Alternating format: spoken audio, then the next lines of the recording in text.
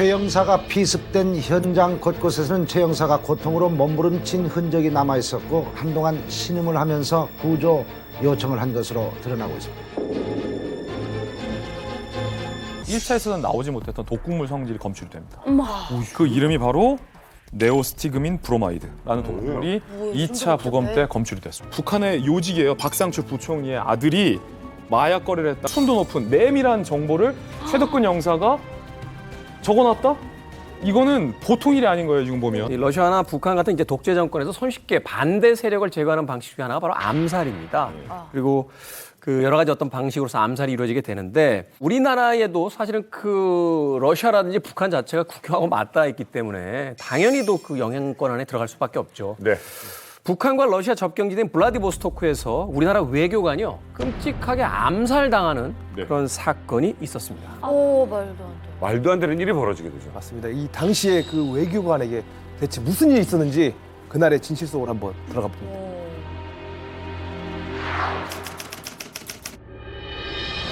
최 형사가 피습된 현장 곳곳에서는 최 형사가 고통으로 몸부림친 흔적이 남아 있었고 한동안 신음을 하면서 구조 요청을 한 것으로 드러나고 있습니다.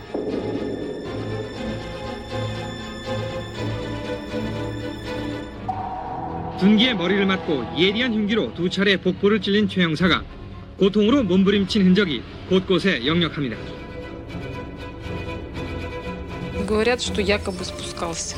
То есть, потому что вот соседка слышала, она говорит, то есть слышала крик о помощи, что кто-то как стонал и топот ног бегущих. То есть кто-то убегал, похоже.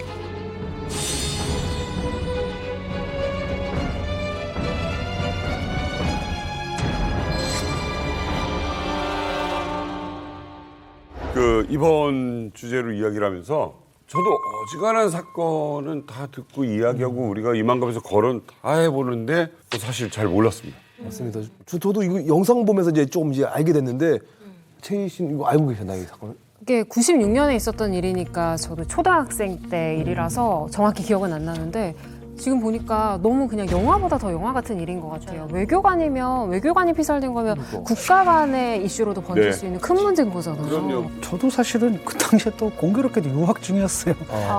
제가 좀 기억할 만한 사람인데 공교롭게도 유학 중이어서 이 뉴스를 사실 저도 이번에 처음 접했거든요. 그래서 검색을 해봤는데 아니 거기 쓰면 뭐 그렇죠. 그렇게 그때 크게 뭐 보도가 인터넷이 되지 있던 않았을 것도 것 아니고. 같아요. 또 공부에 또 집중하고 있던 시기니까. 근데 이제 충격적이었던 게 그 머리 부분을 갖다가 그러니까 손도끼형 공구를 8번을 맞은 거예요. 그러니까 뒤에 그 후두부가 거의 함몰되다시피 해가지고 이야. 내막 파열에다가 그 뇌실내로 이제 혈액이 유입되고 세상에. 뇌압축 이게 이제 사망 원인이었거든요.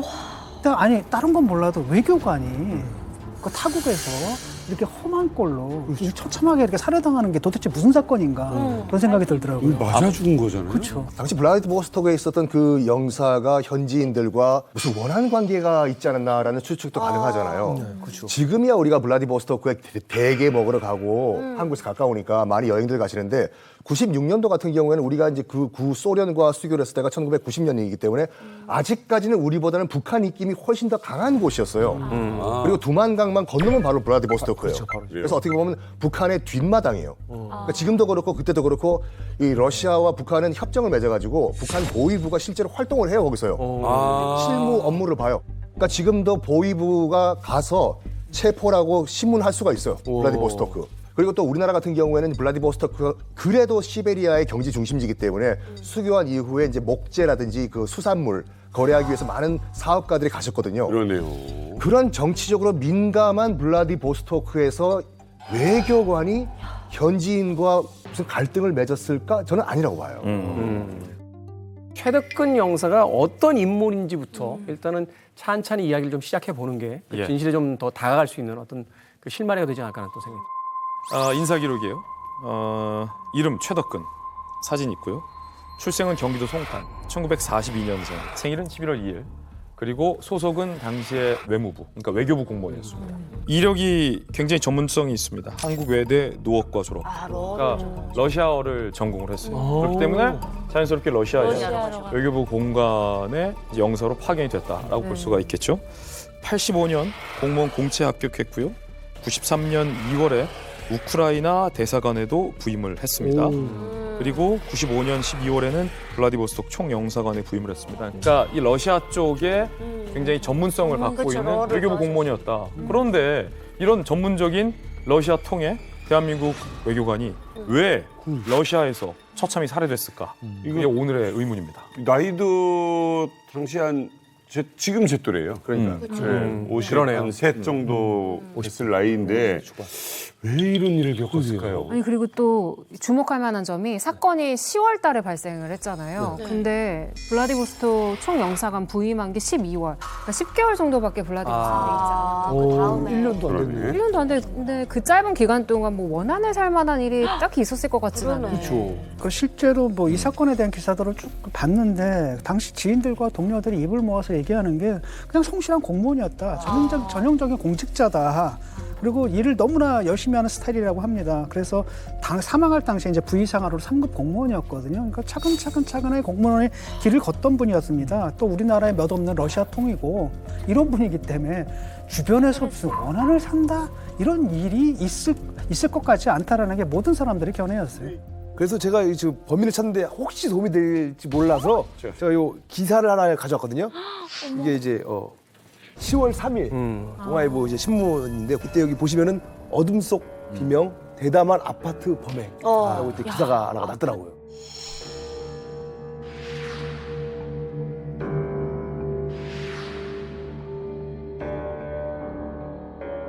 제가 98년도에 저 아파트를 가봤어요. 저 아파트를 가봤더니 저 아파트에 한인들이 많이 살았어요. 아파트. 그리고 제가 갔을 때도 그 아파트에 한인들이 있었어요. 그러니까 아마 최덕근 영사 그분이 사실은 한인들이 많이 살고 있으니까 그 아파트를 택했을 가능성이 있고 이 외교관이라는 게 이제 61년도 비엔나 협정이라고 흔히 이야기를 하는데 차를 열고 가다가 단속을 당하잖아요. 그럼 경찰이 창문 내려 면허증 달라고 손을 차 안으로 들이밀잖아요. 이 오스트리아 비엔나 협정 위반입니다. 남의 나라 차 안의 공간은 치해법권. 말하자면 대한민국 법이 통하는 데요. 그러니까 당신 지금 비엔나 협정을 위반하고 있다면 툭 손을 떼요. 그리고 이렇게 이 대사관 같은 데 이렇게 잘못해서 들어와서 뭐 아니 좀 한번 들어와서 뭘 하겠다 그러면 당신 지금 조선민주주의 영토를 침범하고 있다. 이게 외교관이 있는 그 자체의 차나 그 공간 자체가 다 외교적 공간이고 국가의 거예요. 그렇게 철저히 보호를 받는 외교관이 군기에 맞아서 학살됐다. 이거는 정말 대형 사고죠. 자, 어찌됐건 이제 외교관들이 거주하는 아파트라고 이야기를 하셨어요. 사실은 외교관들이 많은 저 한남동 쪽이라든지 이런 그 공간이 있는 데 가보면 벌써 사설 경호부터 시작해서 굉장히 촘촘하게 돼 있습니다. 그런데 당시 또 소련이 붕괴된 지 얼마 안 돼서 이 러시아 쪽 상황 자체가 굉장히 위험한 일들이 많이 벌어지고 있었고 그런데 외교관들이 사는 아파트의 경비가 이렇게 허술하다? 이건 좀 이상한 거 아닌가요? 이 최덕근 영사가 처음 살았던 아파트도 처음에는 굉장히 보안이 철저했어요. 무장 경비가 총 들고 경비를 했습니다. 근데 이런 일이 왜 발생했냐? 경비가 철저한 그 아파트에 살다가 사건 발생 2달 전에 사건이 발생한 그 아파트로 이사를 가셨거든요. 왜요? 왜 가셨을까? 너무 비싸서? 한인들의 추천. 아니요. 안타깝지만 원래 살았던 아파트 임대료가 너무 비싸가지고 좀 약간 허락하시려고 이사를 가셨다. 지원 안 해주나요? 그냥 영사. 뭐 그런데 그 최 영사가 새로 이사한 그 아파트도 꽤 안전한 곳이었다고 합니다. 그러니까 시내 중심가에서 이제 가까웠고, 그 다음에 이게 복도에서 내실까지 가는데 철문 3개를 통과해야 된대요. 그렇기 때문에 사건이 났을 때 오히려 그것 때문에 사람들이 몰랐던 거고요. 오히려 그 다음에 그 아파트에서 100m 거리에 경찰서가 있고, 그 다음에 이 아파트와 그 경찰서 사이에 하트라인이 설치가 돼 있어서 여차하면 바로 그냥 경찰이 달려오는 그런 구조로 돼 있었다고 하더라고요. 잘 돼 있네. 야, 이건 너무 이상하지 않아요? 너무 이상하죠. 이렇게 완벽에 가까울 정도로 그래도 보안도 되고 이런 곳인데 이렇게 당한다. 이건 거의 프로 솜씨가 아니냐. 맞아요. 프로 솜씨입니다. 그리고 굉장히 대담한 범행이에요. 그렇죠. 남희석 씨가 프로의 솜씨라고 했잖아요. 그래서 그날 피살된 날 무슨 일이 발생했는지 지금부터 그 행적을 하나씩 네. 쫓아가 보겠습니다. 96년 10월 1일 저녁 7시 최덕근 형사는 서울에서 반가운 손님들이 와요. 그날 서울에서 정부 연구위원들이 옵니다. 그리고 블라디보스톡 공과대학의 총장단과 함께 시내의 한국 음식점에서 즐거운 저녁 식사를 갔습니다. 그런데 밤 8시 30분 무슨 일인지 갑자기 최 형사가 일어나요? 선약이 있어서 먼저 가보겠습니다. 한 시간만. 라고 1시간 반 만에 식당 문을 나서게 됩니다. 그때 있는 사람들이 이상해. 최덕근 영사 일행만 그 식당에서 식사를 했던 게 아니었어요. 바로 옆 테이블에 또 다른 4명의 남자들이 식사를 하고 있었는데 뭔가 이상해요. 선약이 있어서 나가겠습니다 하고 나갔어요. 근데 그때 이 4명의 일행도 동시에 일어나서 나간 거예요. 이럴 때 다시 들어와서 그래, 다시 들어와야지. 근데 이상했나? 지금 한번 집을 보실까요? 식당에서 집까지 거리가 그렇게 멀지가 않아요. 그래? 보시면은 자동차 타고 한 15분 정도 거리. 그리고 또 최 영사 혼자 있었던 것이 아닙니다. 운전기사가 있었거든요. 그래서 운전기사를 약간 믿었던 것 같아요. 한 명 더 있는데 설마 무슨 일이 일어날 것인가 해서 최덕근 영사가 이제 자기 집에 도착을 해요. 식당을 나와가지고. 그리고 최 영사가 바로 나온 게 아니라 러시아 기사가 나와가지고 주변을 살펴봅니다.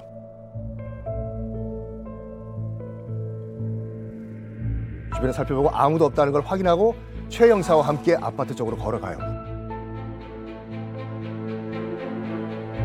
그럼 그 운전기사도 같이 있었어요, 비살 현장에? 만약에 운전기사가 끝까지 7층에 살았거든요, 최 형사가. 7층의 집까지 바래다 줬다면 최 형사는 어쩌면 지금도 살아 계실 수도 있어요. 그런데 무슨 일인지 그날따라 운전기사분이 이렇게 얘기해요. 영사님 그러면 집까지 같이 가시죠. 그런데 최 형사가 오늘은 괜찮습니다. 먼저 들어가세요.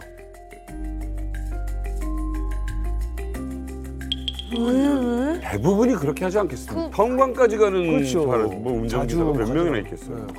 운전기사를 돌려보낸 이유가 바로 그날 하필 그때 엘리베이터가 고장이 나요. 왜요? 뭐야? 그러니까 최 형사 입장에서는 이상하다. 엘리베이터도 고장 났는데 운전기사분이 계단까지 같이 7층을 오르기가 좀 미안하잖아요. 그러니까 나 혼자 그냥 계단 올라가면 되니까 기사님 먼저 들어가세요. 라고 돌려보낸 거예요.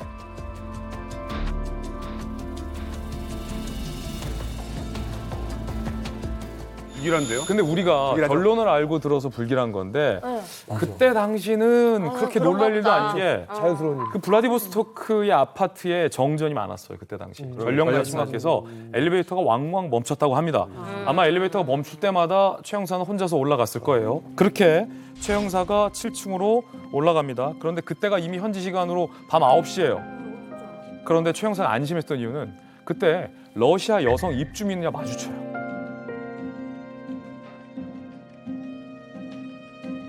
그 여성도 계단으로 내려왔으니까 별일 있겠어? 이러고 최 형사는 계단으로 올라갑니다. 폐쇄구역에서 내부인이 계단으로 내려왔으니까 나오니까. 아무 일이 없었습니다. 자, 당시 그 최 영사가 살았던 아파트 모형을 제가 가져왔습니다. 지금 여기 러시아 여성이 서 있지요. 네. 여기 지금 최 영사가 있고. 네. 그래서 건물 밖으로 나온 이 러시아 여성을 보고 이 여성이 아무런 뭐 미동도 없이 내려왔으면은 건물 안에 이상이 없겠구나. 네. 그래가지고 점점 들어가서 1층, 2층, 3층으로 올라갑니다.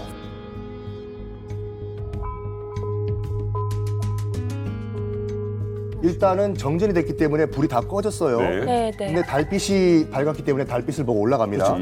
보이게 하죠. 너무 무서워. 너무 무서워, 진짜. 최 씨, 네. 아까 최 영사의 시신이 몇 층에서 발견됐다고 했죠? 3층. 3층 맞죠? 3층이죠. 3층. 그럼 3층에서 무슨 일이 발생했을까요?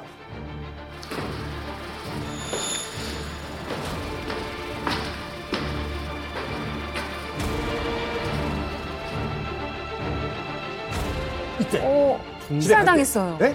피살당했어요. 아닙니다. 아무 일도 없었어요. 4층, 5층, 무서워. 6층까지 올라갔습니다. 이 6층에서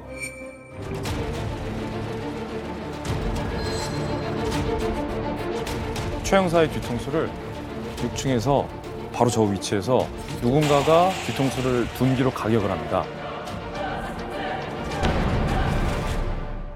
자, 그러면 집을 아예 아는 사람이고 거기에서 지금 둔기로 폭행을 했다는 거잖아요. 한 층만 오르면 최 형사의 집이에요.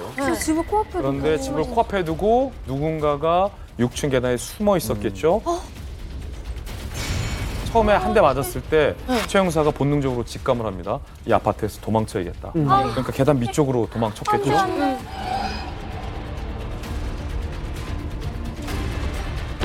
추가로 손도끼형 공구로 머리 부분을 내리칩니다. 어머머.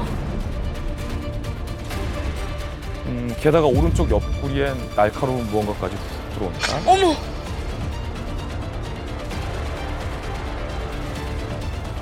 아파트 3층 복도에 최 형사가 그대로 쓰러졌습니다. 야. 살려달라고 최 형사가 애원했었던 것 같아요. 하지만 단 몇 분 살려달라고 신음하던 최 형사가 그만 차디찬 아파트에서 바닥에서 결국 사망을 합니다.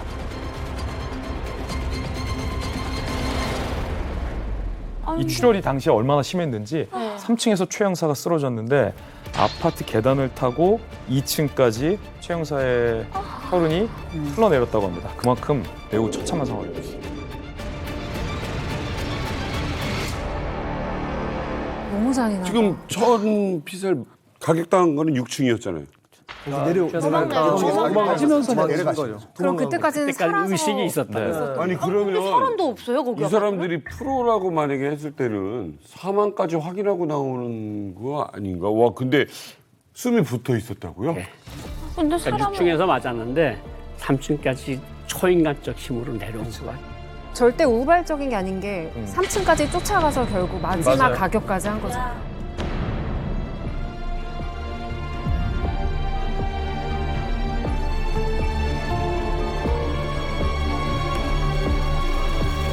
아 근데 생각해 보세요. 얼마나 끔찍한 일인가. 지금 무서워. 이 자기 남편이 절명 당할 때 최 형사 부인께서는 지금 집에서 남편 기다리고 있었고 가족이 피가 있었어요.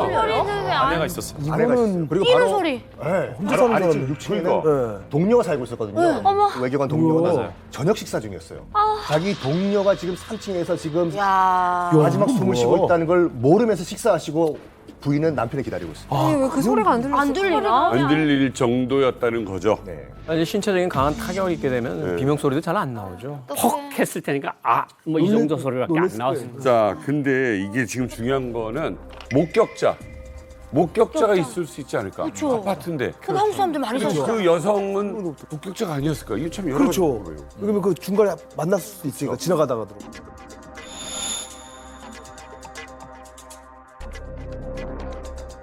자, 이 범행을 목격한 목격자가 있었습니다. 누구요? 누구요? 바로 아까 그 여성.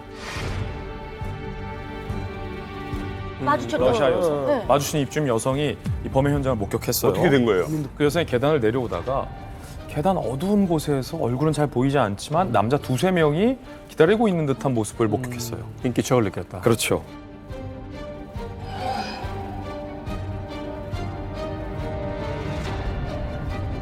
이 여성도 느낌이 좀 안 좋았다고 해요.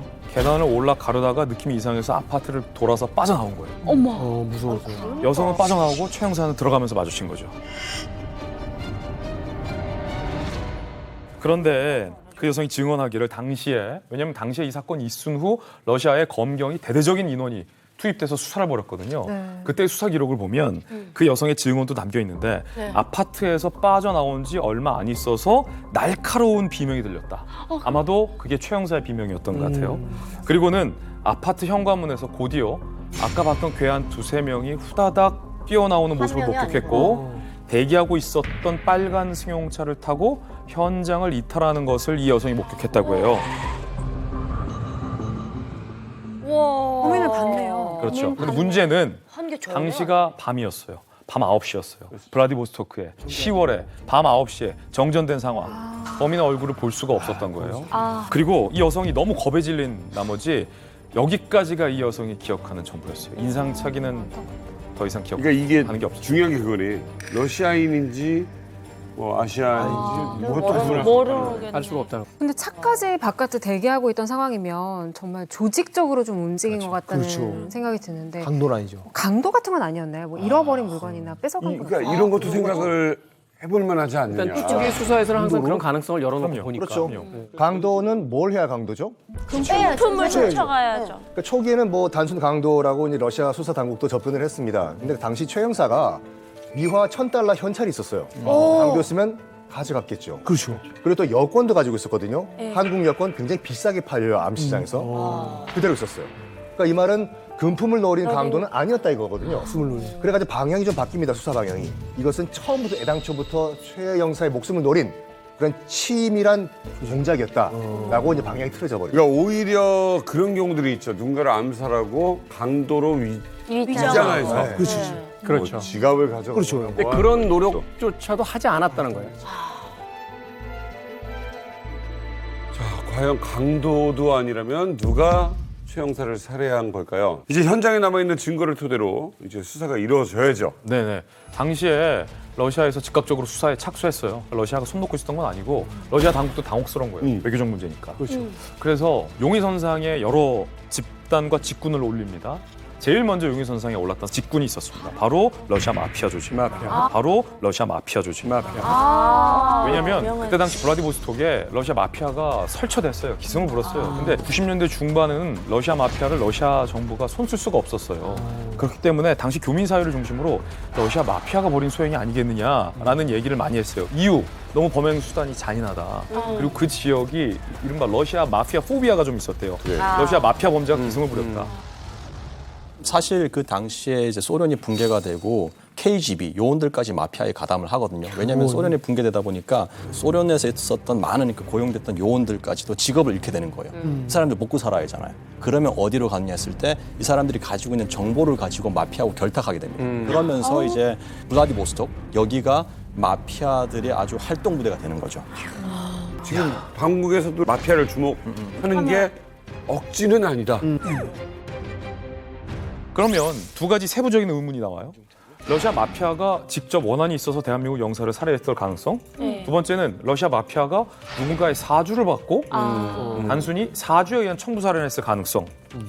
이 두 가지가 실제 그때 수사 당국에서도 용의선상에 올랐어요. 아니 근데 이게 외교관인 최 형사랑 사실 그 마피아랑 엮일 일이 있나요, 이렇게 외교관인데? 저 블라디보스톡에 2번을 가봤는데 90년대하고 2000년대 가봤는데 완전히 대한민국 판이에요. 버스가 모래내 기자차 그걸 하나도 안 지우고 다녀요.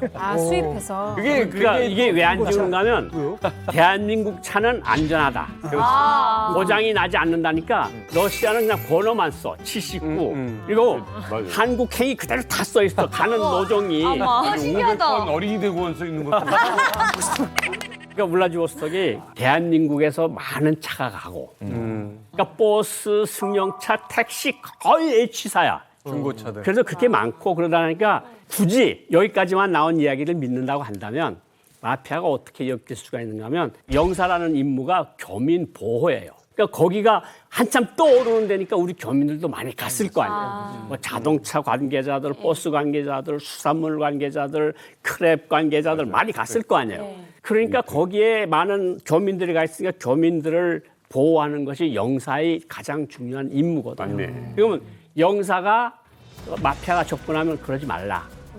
우리가 보호를 하고 있다. 우리 교민들은. 이래서 엮였을 가능성. 그다음에 두 번째 가능성은 그때 러시아가 붕괴를 하면서 러시아 사람들이 대한민국 비자를 얻기가 너무 힘들어요. 그러니까 부산 같은 데랑 와야 되는데 오기가 너무 힘드니까 이제 한국에 대한 공간원들에 대한 인식이 마피아가 안 좋았어. 그런데 어쨌든 두 가지가 결린다면 우리 교민들의 경제 활동을 보호하고 교민들을 다치지 말라고 하니까 이제 마피아가 화가 났을 가능성. 그리고 비자 같은 것을 계속 안 내주니까 뭔가 경고를 해야 될 그런 필요성. 여기까지만 보면 말이 됩니다.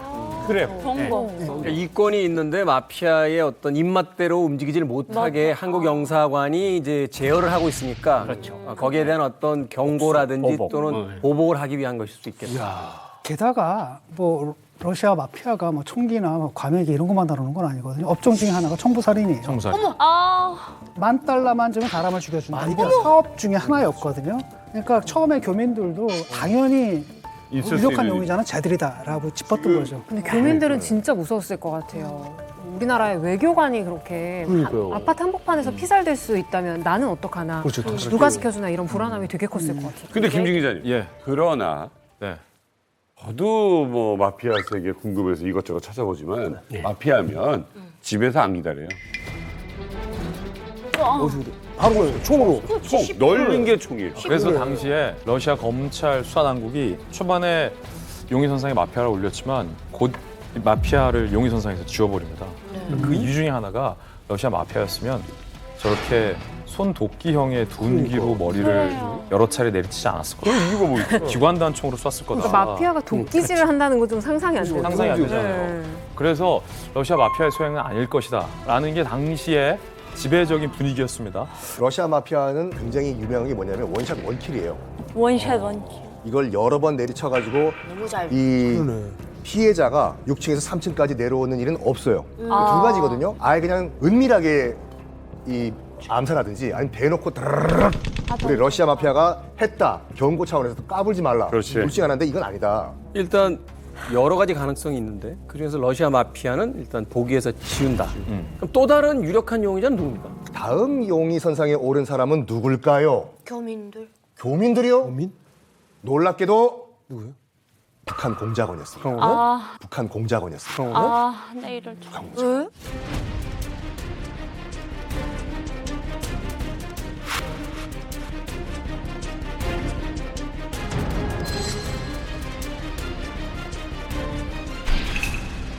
러시아 검찰 당국이 마피아를 세웠다가 아니야. 마피아의 소행일리 없어라고 의심을 지우잖아요. 그런데 안타깝게도 러시아 수사선상에 북한 공작원이 용의자일 수 있다라는 게 공식 수사선상에 등장한 시점이 너무 늦게 등장했어요. 그때 당시에 러시아 수사 기록을 취재한 분들의 이야기를 제가 들어봤거든요. 10월 1일에 밤에 범행이 발생했잖아요. 빨간 승용차를 타고 두세 명의 남성은 이미 도주했어요.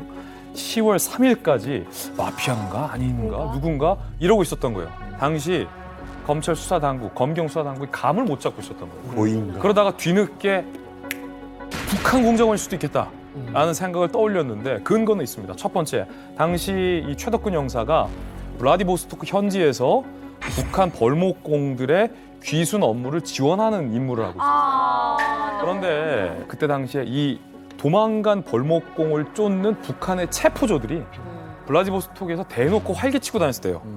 아, 무서워. 탈출한 벌목공들은 북한 체포조가 항상 뒤쫓고 있었기 때문에 이들 북한 벌목공 체포조에 의해서 최 형사가 피살됐을 가능성도 심각하게 제기되고 있습니다.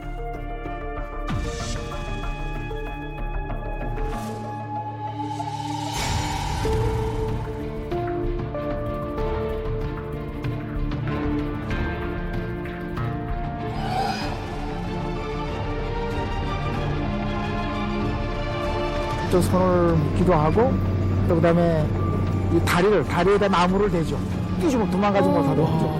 고려인 사람들한테 끼어서 지금 고려인 이름을 붙여가지고 지금 숨어서 이렇게 하루하루 긴장하게 살고 있습니다.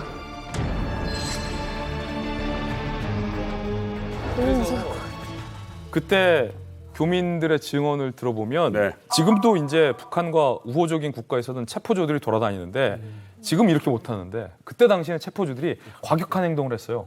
지나가는 교민들, 우리 교민들 붙잡고 막 끌고 가려고 하고 있고 북한 영사관으로 막 무조건 끌고 가려고 했고 그렇죠. 현지에서 일단은 막 무력 행동부터 하고 그랬기 때문에 아무래도 단속반, 체포조 입장에서 최덕근 영사가 했던 건 눈에 가시 같은 일이었겠죠. 그래서 북한 체포조가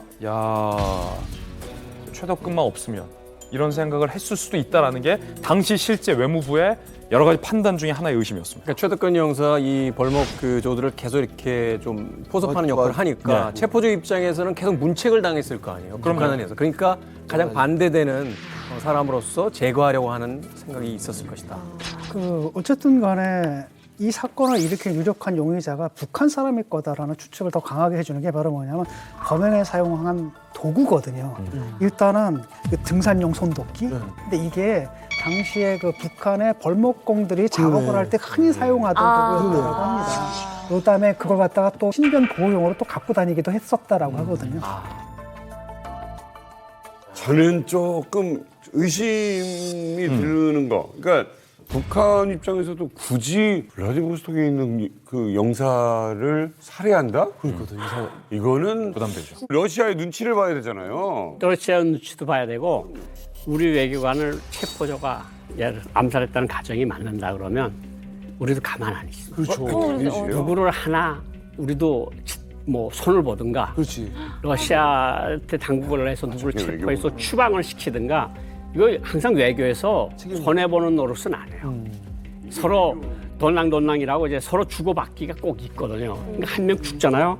그럼 그 죽인 사람에 대한 그것도 보복이 또 들어가는 거거든요. 그렇죠. 그러니까 탈북민들을 체포해서 탈북민들을 도와줬다고 해서 현직 외교관을 살해하기에는 너무 납득 안 돼요. 그렇죠. 왜냐하면 이게 외교적으로 엄청나게 모험인 게 지금 내 영토 안에 다른 나라 공권력이 와가지고 테러를 한 거예요. 잘 생각해보세요. 김정남 사건 때, 암살 사건 때 북한하고 말레이시아가 뭐 했습니까?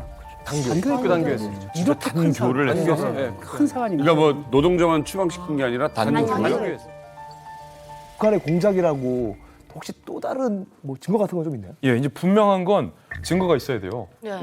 북한이 했을 거야라는 건 정확한 심정이잖아, 심증. 정확한 증거가 있어야 되잖아요. 아까 최덕근 영사의 당시 이제 유해를 보면 둔기로 맞은 머리 부분의 부상뿐만 아니라 3층쯤에서 무언가 오른쪽 옆구리에 날카로운 것으로 찌른 자국이 있다고 하잖아요. 지금부터는 과연 그게 뭐로 찌른 거며 왜 찌른 것인지에 대해서 좀 집중해 봐야 될 것 같아요.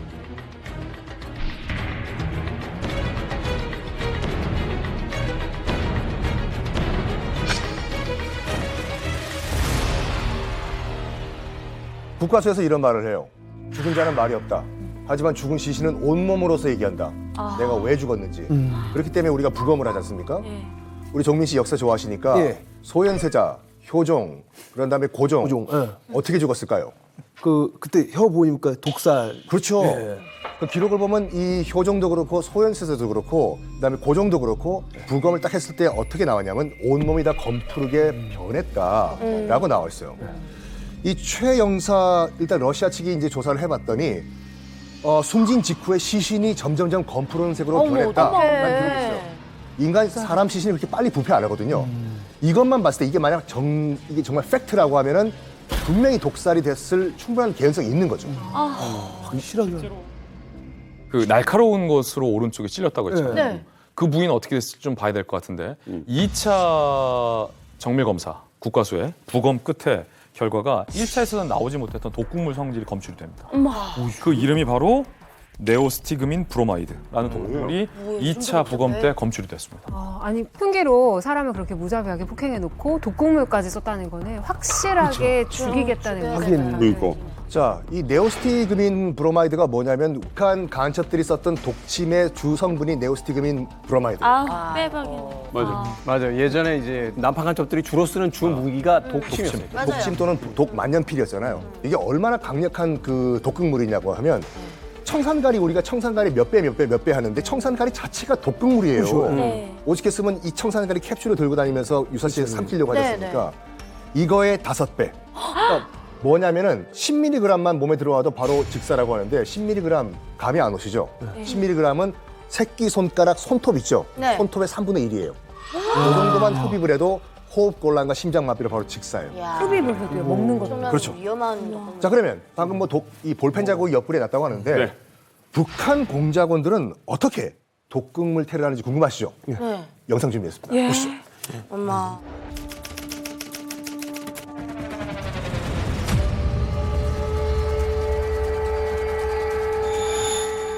피살 사건 또 있었다고? 8월 17일이에요. 한 달 전?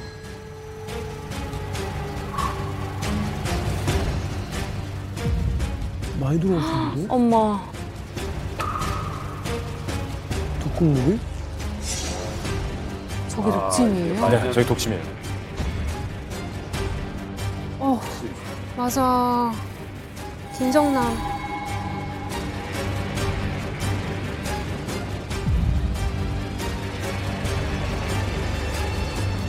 너무 무서워요. 영상으로 다시 보니까. 아니 근데 북한 공작원들은 누군가를 살해할 때 이 독극물을 주로 사용을 하나 봐요. 사실 그 김정남을 암살한 독극물은 개인을 암살하기엔 적합하지 않은 거고 대량 살상을 위한 거거든요. 그러니까 불특정 다수를 살해할 때 쓰는 거고 요번에 그 최 형사를 갖다가 살해할 때 사용했던 네. 그 독극물이 정말로 암살용이라 그러더라고요.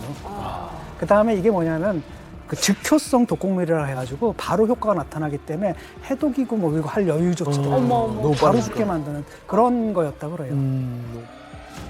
저는 야, 이게 진짜 그럴까 해서 아직은 확신하고 들어가지는 못할 것 같아요. 왜냐면 아니 그렇게 뭔가 중요하다면 혈흔이 난지할 정도로 대놓고. 피해를 주고 간다? 아니 독침만 사용하지. 그렇죠. 네, 독침만 사용하고 왜 독기까지? 입 잡고 그렇게 하지. 왜 이랬냐는 거지.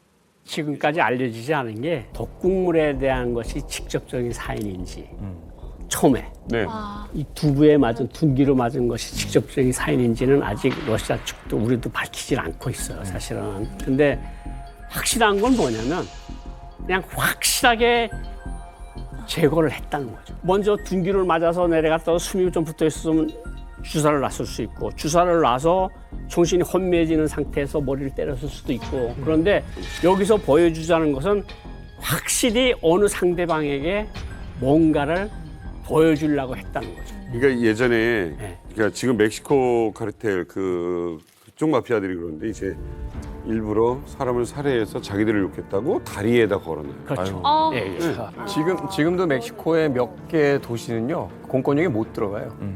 그런 식으로 이제 경고하는 그런 지역들이 꽤 많다라는 거죠. 근데 이거는 아내가 거기 살고 있고 다른 사람들도 살고 있는 데서 이렇게 그리고 또 현직 외교관 증명서를 가지고 있는 사람이고 외교관 관용차를 타고 다니는 그냥 외교관이잖아요. 외교관인데 그렇게 잔인하게 죽였다는 건 엄중하게 어디다가 보여주려고 했던 거 아니에요. 더군다나 살해 장소가 네. 다른 지역들이 아니라 그 사람의 삶이 있는 공간에서 그런 테러를 감행했다는 건 확실한 어떤 보복 경고의 의미가 있다라고 그렇죠. 뭐 사실 우리가 독침을 쓰는 거는 효율성을 따지는 거거든요. 그렇지. 왜냐하면 찍으면 그냥 바로 즉사하기 때문에 끝인 거예요. 그게 주로 이제 대상을 제거할 때는 독침을 많이 쓰는데 왜냐하면은 첫 번째 만년필로 가지고 다닌다 그러면 휴대성이 편리해요. 그리고 사건을 저지른 다음에 그걸 버리면 그만이거든요. 그러면 은폐용으로도 아주 쉬워요. 그리고 독침 맞은 사람은 육안으로 볼 수 없기 때문에 우리가 부검을 하잖아요. 그럼 시간이 또 걸리는 거예요. 맞아요. 근데 여기에 도끼를 쓰고 독침을 썼다는 건 저는 대상 제거와 공포를 확산시키기 위한 목적이 있다고 저는 보거든요. 그런 면에서는 테러라고 보거든요. 왜냐하면 그 아파트가 그냥 아파트가 아니라 저희 한인들이 있고 그 아래층에 또 동료가 살고 있잖아요. 경찰서도 가까워요. 그러니까요. 여기서 가장 중요한 건 이겁니다. 도대체 왜? 그렇죠. 왜 이렇게 확실하게 대상을 제거하려고 했고 또한 그걸 이렇게 처참한 방식을 사용함으로써 세상에 알리려고 했는지 우리가 상대를 제거했다라는 걸 알리려고 했는지 왜? 라는 질문이 여기서 가장 중요하지 않나 하는 또 생각이 드네요. 제가 당시 이 사건의 진실은 무엇이었을까가 너무 궁금해서 당시 이 사건을 현장에서 취재했던 뭐 기자 선배들 그때 당시 국정원 요원들 상대로 좀 취재를 해왔잖아요. 지금까지 나온 무수히 많은 증거들은 북한 공작원일 수 있겠다라는 정황 증거에 불과하지만 동기가 뭐냐. 이게 지금 명확하게 해소가 되지 않거든요. 그때 이 좀 답답하고 꽉 막혔던 수사의 흐름을 빵 뚫어주는 엄청난 특종 보도가 하나 국내에서 나옵니다. 러시아 언론도 아니고 미국 언론도 아니고 국내 언론에서 특종 보도를 터뜨립니다. 동아일보가 당시에 엄청난 특종을 보도하면서 이 수사의 흐름이 완전히 180도 바뀌게 됩니다. 맞습니다. 그래서 제가 이 김진 기자님이 언급한 그 기사를 제가 가져왔습니다. 이 기사입니다. 네, 여기 보시면은 최 형사 극비 첩보 메모 남겼다. 소름. 네, 메모를 남기셨다고 하더라고요. 그래서 사실 이거를 보니까 어떤 메모를 좀 남겼을까요? 벽에다가 이렇게 펄소 같은 거. 그랬더라면 당시에 수사를 했던 팀들이 다 봤겠죠. 공개적인 곳에 있으니까. 첩보 메모면 어디에 숨겼다는 소리네.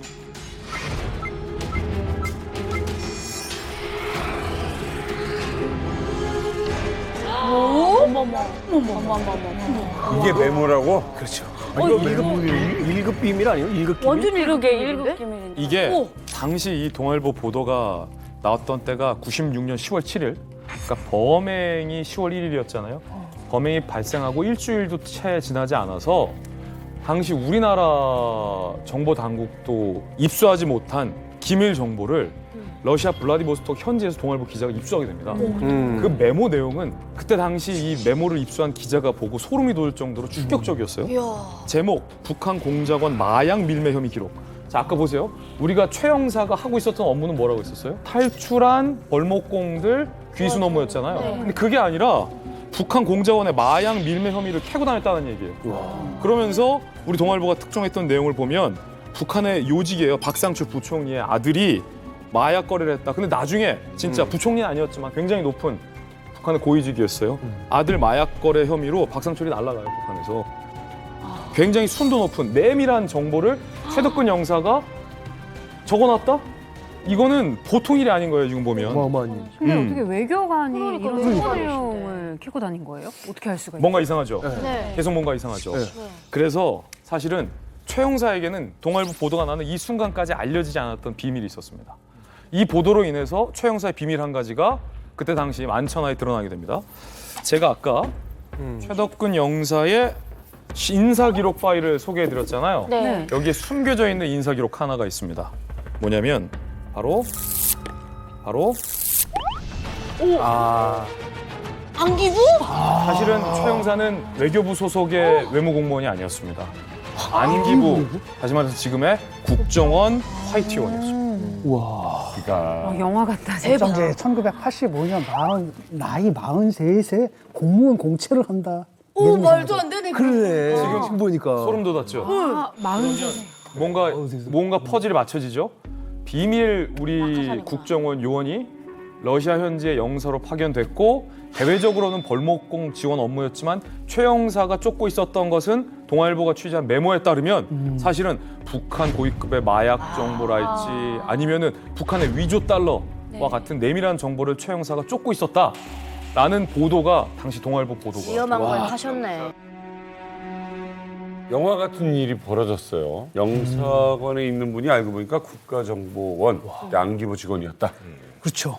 그 안기부 직원, 지금은 이제 국정원 요원이죠. 두 부류가 있습니다. 하나가 이제 화이트 요원이고 하나가 다른 하나 블랙 요원인데 보통 화이트 요원은 그 신분이 외교관이에요. 그러니까 영사관이 있으면 그 중에 외교부 직원이지만 사실상 안기부 직원인, 그러니까 국정원 직원인 사람들이 있죠. 그 사람들이 화이트 요원인데 화이트 요원은 사실 압니다. 상대국에서도 알아가지고 어느 정도 감시를 하면서 어느 정도 상호 양해가 되는 거예요. 왜냐하면 그 나라도 다른 나라에 화이트 요원을 심어놓거든요. 근데 단지 문제는 뭐냐면 상대국의 감시를 받기 때문에 활동이 자유롭지 못해요. 근데 두 번째가 이제 블랙 요원이거든요. 완전 신분을 위장하고 들어갑니다. 근데 식당을 차리든지 뭐라든지 사업가로 위장을 한다든지. 그러니까 여기서 감시망을 피해 있기 때문에 사실 폭넓게 정보 활동을 할 수가 있는데 문제는 뭐냐, 화이트 요원 같은 경우에 그러다 걸려도 정보 수집하다 걸려도 면책 특권이 있거든요. 외교관으로서. 근데 이건 완전 불법이거든요. 그래서 큰 문제가 발생합니다.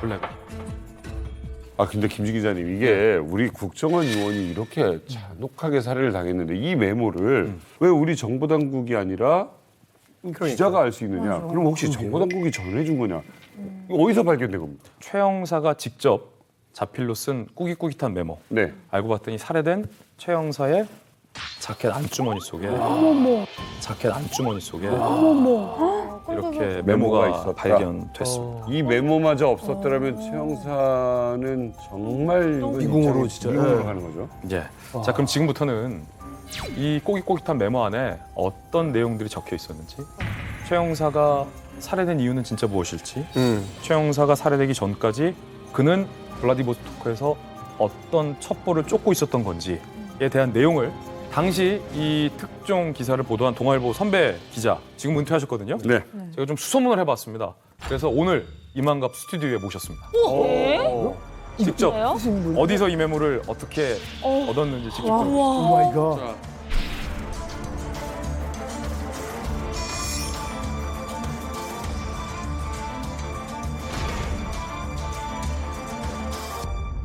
당시 그 충격적인 메모를 단독 보도하신 분을 직접 모셨습니다. 당시 동아일보 하종대 기자님을 모셨습니다.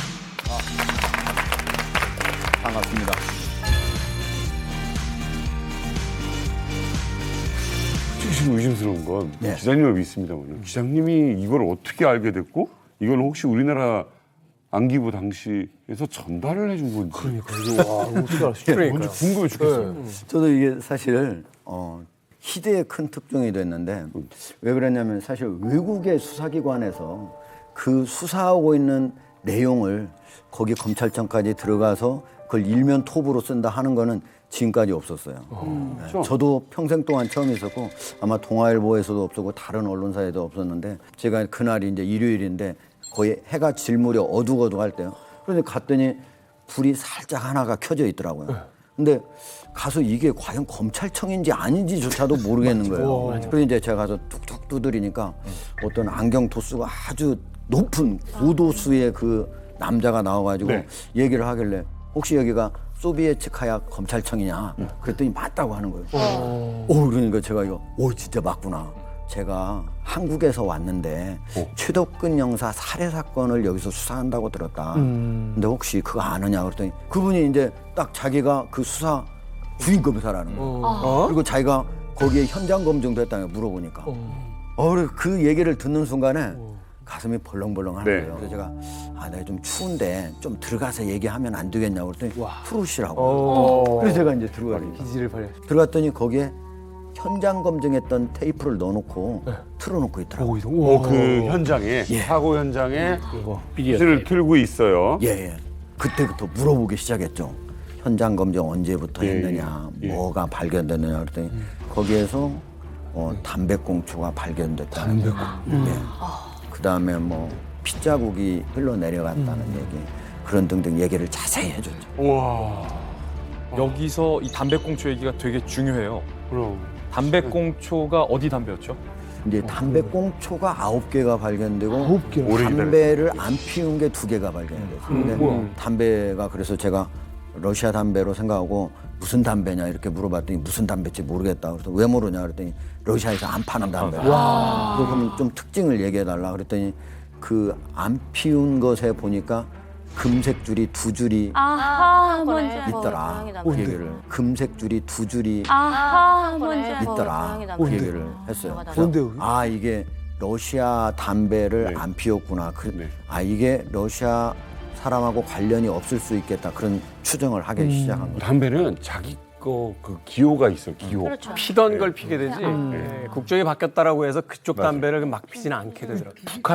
북한산 담배꽁초가 발견된 거예요. 수혜 씨 그때 90년대 중반에 금색 2줄 있는 북한산 담배 아시죠? 기억하시죠? 네, 그게 이제 항상 거리바닥에 보면 가장 많이 떨어져 있던 그 담배꽁초에 항상 그 금줄이 2개가 들러져 있었거든요. 근데 그게 잘 사는 사람들만 필 수 있는 담배였었거든요. 담배 이름이 뭐?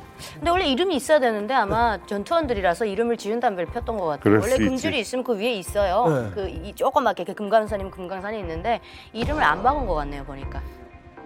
어쨌든 러시아에서는 팔지 않는 담배라고 하는 것까지만 확인했고 제가 외국산 담배다 여기까지만 그러니까 얘기를 해줬어요. 뭐 딱 어느 정도 이제 촉 느낌으로 이거 왔네 이상하다 뭔가 이쪽 담배 아니다. 근데 이제 하나둘씩 이제 증거가 보일 거 아닙니까? 얘기를 들으면서 북한 측 공작원에 의해서 피살됐을 가능성이다 이렇게 본 이유는 그게 이제 담배도 있었지만 거기에 이제 장갑이 2개가 발견이 됐어요. 하나는 가죽 장갑이라고 했고 하나는 인조 장갑이라고 비닐 장갑이라고 그랬어요. 근데 그분이 하는 얘기가 이게 장갑이 너무 작더라. 내가 끼워보니까 안 들어가더라. 그래서 얼마나 크냐 그랬더니 18cm 정도 된다고 그러더라고요. 근데 내가 그래서 내 손은 들어가요? 그랬더니 내 손은 못 들어간다고. 그래서 제가 한번 나중에 재봤더니 제 손은 여기서 여기까지가 18cm더라고요. 그러니까 저보다 손이 작은 사람이 쓰던 장갑이었다.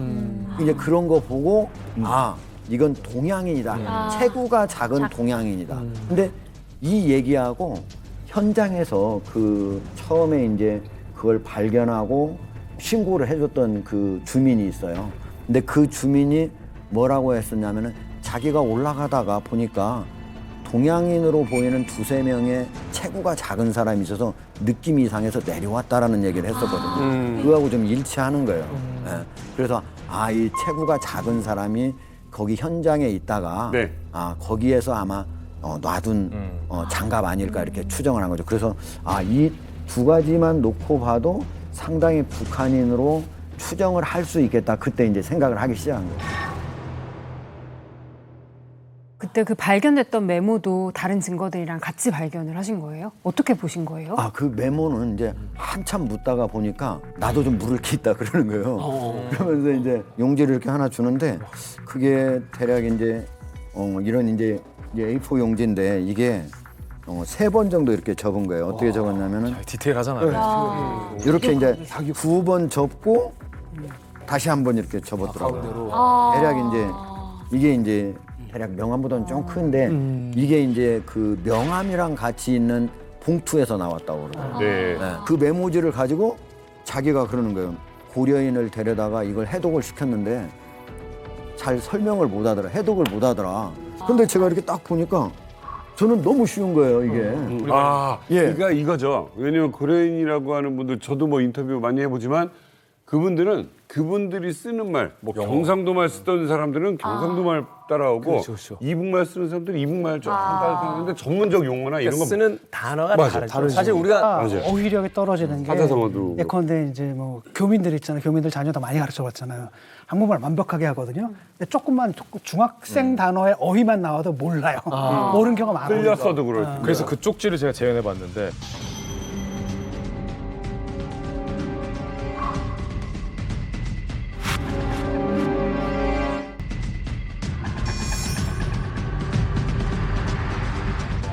쪽지를 제가 재현해봤는데 사나이가 태어나서 나라를 위해 죽는다. 그것은 여한이 없는 것이다. 라고 써있고 그 앞에 그 당시 이제 하선배가 발견한 메모 내용인데 이제 이 내용이 여기 보면 김향진 등 북공관원들의 마약 거래 관련 구체 내용, 그다음에 박성철하고 가로치고 정무원 부총리 가로 닫고 아들 마약 밀매 관련 96년 5월경 러시아 공안당국 체포, 그다음에 이제 그 아래 평양시 은정구역 영광동 소재 평성 상표공장 100달러 위패. 평성인데. 네, 평성 상표공장이 사실은 100달러 위패. 맞아요. 거기서 돈 만든다고. 스카로트가 있는 아주 이건 어마어마한 일이네요. 보충 설명하면 이 정보는요. 당시에 90년대 중반이잖아요. 북한이 90년대 초반부터 90년대 중반까지 그 미국의 100달러를 위조해서 유통한다라는 의혹을 미국 당국으로부터 엄청나게 의심을 사던 때였는데 북한이 이걸 어디서 찍어내는지는 당시에 굉장한 기밀이었어요. 근데 이 메모 안에 그 위패 공장 주소가 적혀 있는 거예요. 엄청난 발견이죠. 그러면서도 얼마나 정확한 정보냐면요. 평성 조폐공사와 별개임을 확인했다. 그러니까 북한의 별도 조직에서 찍어내는 평성 조폐공사하고는 또 다른 공장에서 위패를 만들고 있다고 하는 거를 확인한 거예요. 제가 이걸 보면서 이분이 진짜 대단한 대북 요원이시구나. 여기서 중요한 건 그거잖아요. 박성철이라는 인물이 누구길래, 그리고 이게 보통 우리가 이런 뉴스 보면 걔가 여기서 마약을 하고 있나? 라는 걸로 이해하는데 그 문제가 아닌 것 같아요.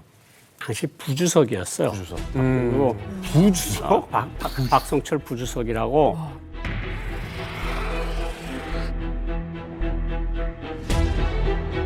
(96년도잖아요) 고난행군 시작해서 1, 2년 지났을 때 정말 못 살고 힘들고 사도를 굶어 죽을 때인데, 그러니까 이제 공작금을 코카인 1kg으로 보내줬다고. 그러니까 우리 돈이 없으니까 공화국에 그걸 팔아서 써라. 팔아서 돈을 써라. 그다음에 이제 평성 위조 지폐 공장이라는 게 원래 평성 상표 인쇄 공장이 정식 용어입니다. 조선돈도 만들고 거기에 별도의 빌딩에서 위조 달러 슈퍼노트를 만들어요. 이런 거는 북한이 가장 취약한 치부잖아요. 이거를 이 사람들이 깨끗하게 적어가지고 최종적인 보고를 했으면 그걸 지워버렸겠죠. 근데 아마 최종적인 보고 전에 점점 또 구체적인 것을 적어놓는 도중에 사고가 생긴 것 같고, 어쨌든 박성철이라는 이름이랑 주로 이름들 다 적은 거 보면 그 사람이 굉장한 요원이었던 건 사실. 아니 그러면 하정두 기자님 보면 있는 대로 나갔으면 그 당시에는 부총리라는 걸로 나가겠네요. 저는 이제 사실 그분이 부총리인지 뭐 부주석인지도 몰랐으니까 써진 대로 이제 박성철 정무원 부총리에서 나갔는데, 다음에는 그 안에서 이게 부총리가 아니고 부주석이라는 사실을 확인했는지 다음 기사에는 한국 와서 보니까 그게 직함이 바뀌어서 이제 부주석으로 나가기 시작했더라고요. 엄청난 일이잖아요. 그렇죠. 국가의 부주석의 아들이 마약 거래를 하고 있다고요? 예, 그분이 우리 남한에 와가지고 남북 간 대화를 할 때 박정희 대통령도 만났던 사람이라고 그러더라고요. 이거 엄청나게 높은 사람. 엄청난 거물이군요.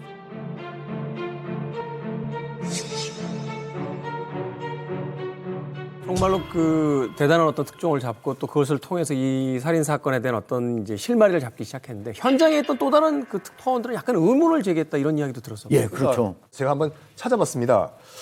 1996년 10월 9일자 그러니까 동아일보 첩보 메모가 공개가 된 후 이틀 후죠. 부산일보에서 이런 기사를 냈습니다. 최 형사 메모 쪽지 미스터리.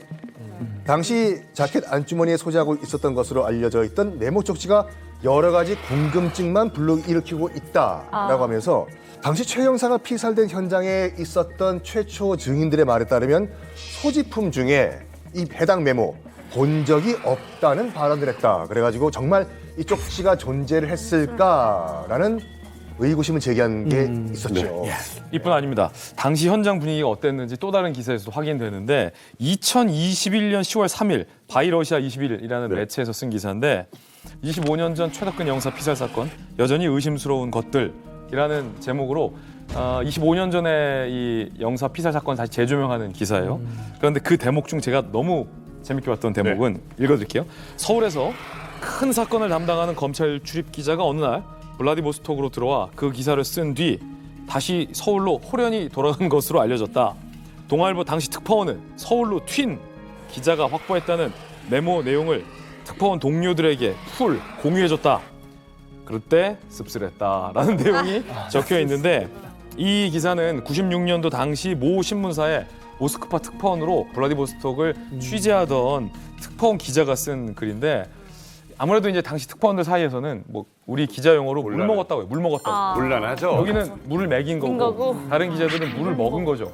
그 이제 서울에 있는 데스크들이 볼 때 야 동아일보 하종대는 메모 입수했는데 넌 거기서 뭐 했어? 그렇지. 부터 시작해서 90년대 중반 당시에 뭐 욕설부터 해서 다 깨져요. 각사 신문사도 다 깨질 때였거든요. 저는 충분히 그렇게 의문을 제기한 게 이해가 돼요. 왜냐면은 기자들은 사실은 그 블라디보스톡 영사관에서 이석곤 총영사가 가서 한마디씩 들은 거 가지고 그거 가지고 기사를 쓰는 거예요. 그러니까 뭐 겨우 1단, 2단뿐이 못 쓰는 거예요. 별로 듣고 오는 게 없으니까. 근데 저는 의학 취재만 했거든요. 첫날은 피살 현장. 다음 날은 북한에 있는 여러 노동자들, 여러 군데를 제가 갔거든요. 그 다음 날은 바로 또 소비에트 거기 검찰청 이런 데를 제가 갔기 때문에 몇몇 선배들만 제 얼굴을 봤을 뿐이에요. 나머지 상당수는 제가 왔다 간 줄도 모를 거예요. 왜냐면 기사가 나갔기 때문에 왔다 갔나 이렇게 생각하지. 사진을 찍었으면 참 좋았겠다. 사진을 찍어야 되는데. 그렇지. 아무리 기다려도 사진을 찍어야 되는데. 그렇지. 아무리 기다려도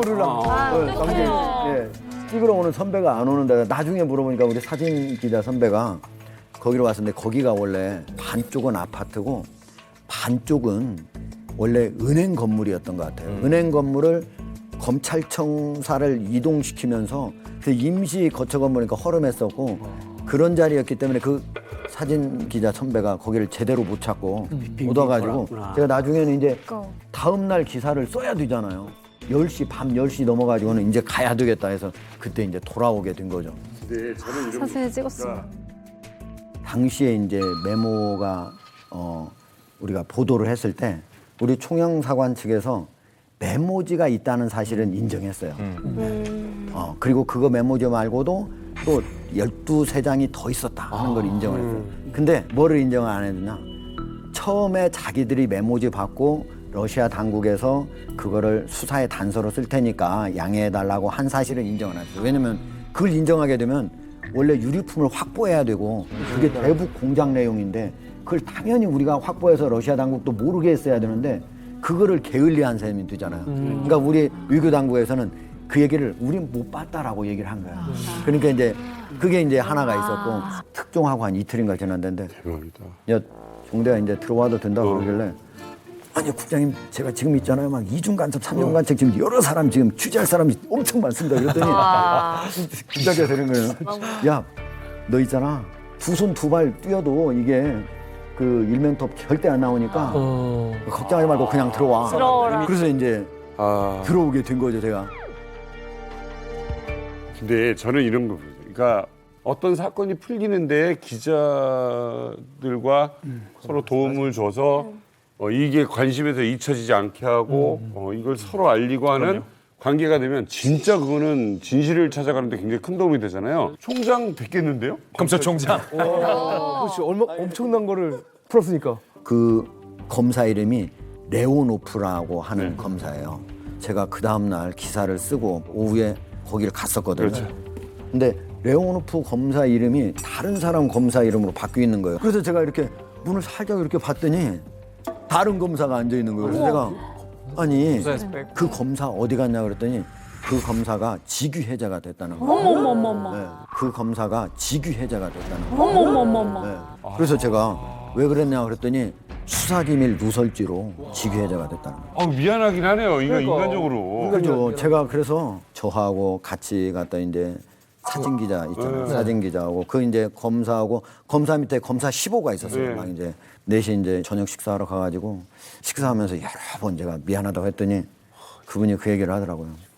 러시아 속담에 나이 20이 넘으면 자기 행동에 자기가 책임을 진다는 말이 있는데 이제 그만 미안하다고 얘기하라. 내 행동에 대한 책임은 내가 지겠다.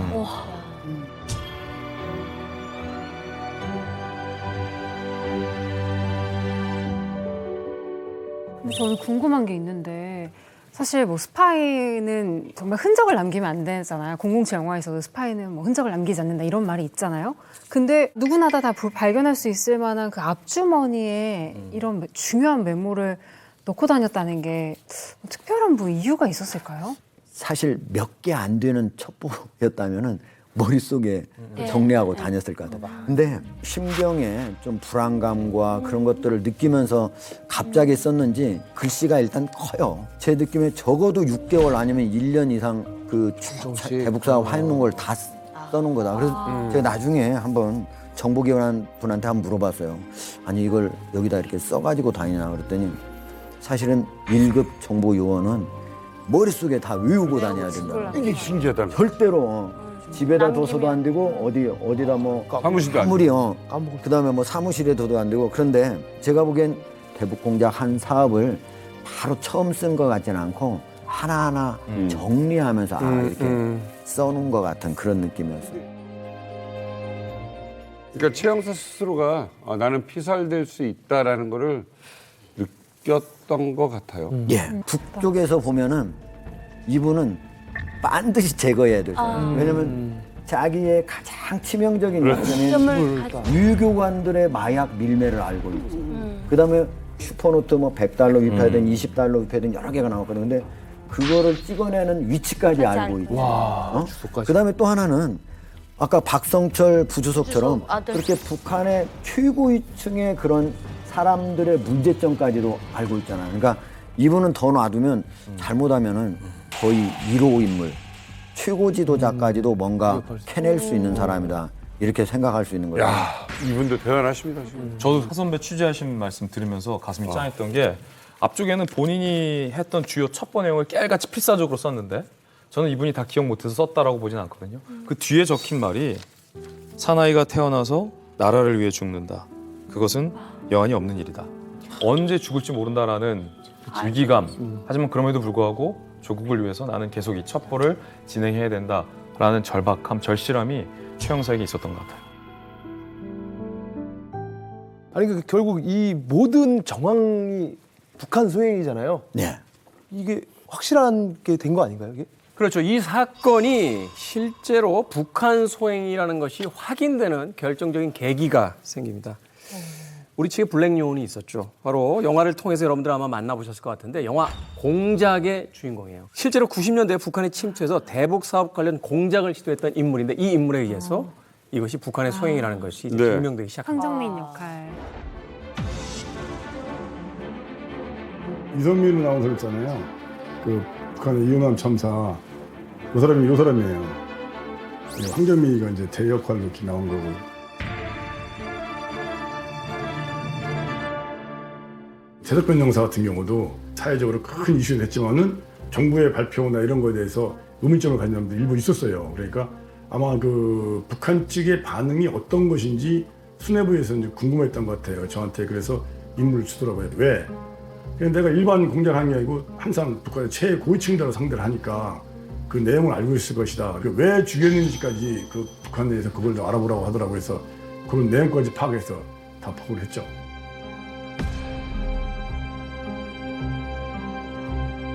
최덕근 형사는 그런 임무를 받았던 것 같아요. 북한하고 러시아하고 거래되는 마약 거래에 대해서 깊숙하게 아마 조사를 했던 것 같습니다. 그걸 이제 그 북한 당국자들이 알았고, 그래서 그 북한 당국자 말로는 그걸 한 5번에 걸쳐서 직접 최덕근 형사한테 경고를 했다고 그래요. 이거는 남한하고는 관계없는 일이다. 너 해외가 된 일도 아니고 모른 척해라. 개입하지 마라. 더 이상 수사 들어오지 마라. 이렇게 이제 몇 번 했답니다. 내가 판단컨대는 북한에서 마약은 국가에서 조직적으로 해요. 근데 그 돈은 이익금은 전부 그 최고 수뇌부의 통치자금으로 들어가는 거라는 얘기죠. 가장 쉽게 또 돈을 벌 수 있는 방법 중에 하나고, 국정원 의원이 그거 말 믿고 안 할 것도 아니잖아요. 목숨 걸고 한 사람들인데 끝까지 이제 그 손을 안 떼고 그 조사가 들어오니까 잔인하게 죽였는데, 걔들은 그런 얘기를 하더라고요. 자기들은 응징을 할 경우에는 그 가볍게 죽이지 않는다. 총이나 이런 거 쏘지 않고 몽둥이로 하든지, 그렇지 않으면 독을 사용하든지 둘 중에 한 가지 한다고 이렇게 얘기를 하더라고요. 그걸 그대로 제가 보고를 했어요. 레포트를 했어요. 그것을 얘기할 수 있는 정도의 위치에 있는 사람, 알고 있는 사람이 아마 제1부부장인데, 그러니까 제일 선임 부부장이죠. 우리나라면 국정원 1차장 정도 되는 선임 부부장이 그런 얘기를 직접 했으니까 그건 신뢰성이 있다고 봐야 되는 거죠. 그러면 이 사건을 일으킨 게 북한인 게 확실해진 거잖아요. 그러면 사실 우리나라에서 좀 항의를 하거나 아니면 좀 뭐라고 해야 되지 않나요? 했죠. 근데 러시아는 남북한 동시 수교 국가예요. 그리고 항상 팔은 안쪽으로 굽는다고. 결과적으로는 북한 편을 들어줍니다. 당시 그 기자들의 그 증언에 따르면은 이제 매주 2번씩 러시아 외교부에서 이제 기자 브리핑이 있었다고 합니다. 당연히 질문했겠죠. 우리 기자들이 어떻게 됐냐? 했더니 아직까지 수사 중이다. 그러면 수사 중인 사건은 공개를 못 하거든요. 27년이나 지났잖아요. 예. 그럼 지금은 뭐 공소시효도 만료됐을 시간이고 현재 이 사건은 어떻게 진행이 되고 있나요? 원래 러시아 법에 따르면 2011년도에 공소시효가 끝났어요. 근데 우리 측에서는 이거는 북한 소행일 가능성이 높다. 공소시효가 있으면 안 된다. 라고 주장을 해가지고 공소시효가 지금 영구 연장이 돼 있거든요. 공소시효가 없어졌어요. 근데 문제는 뭐냐면 러시아 당국이 수사를 해야 되지 않습니까? 수사를 안 해요. 그래서 아직까지는 영구 미제 사건으로 안타깝지만 그렇게 남아져 있는 상태입니다. 지금 그 국정원에 가면은 입구에 별 19개가 이렇게 박혀 있어요. 이른바 unsung heroes라고 해서 unsung은 노래가 안 불려진 이름이 없는 이라는 뜻이거든요. 이름 없는 그 별이라는 별들이 있는데, 우리나라를 위해서 활동을 하시다가 돌아가신 분들의 영혼을 기리기 위해서 이렇게 별을 박아놨어요. 이 중에 18개는 정말 이름 없는 별이에요. 그 중에 하나, 실질적으로 이름이 공개된 분이 바로 최덕근 형사입니다. 화이트 요원이었기 때문에. 이것이 1961년 그 당시 중정이죠. 중정이 만들어진 이후에 유일하게 실명이 공개된 요원입니다.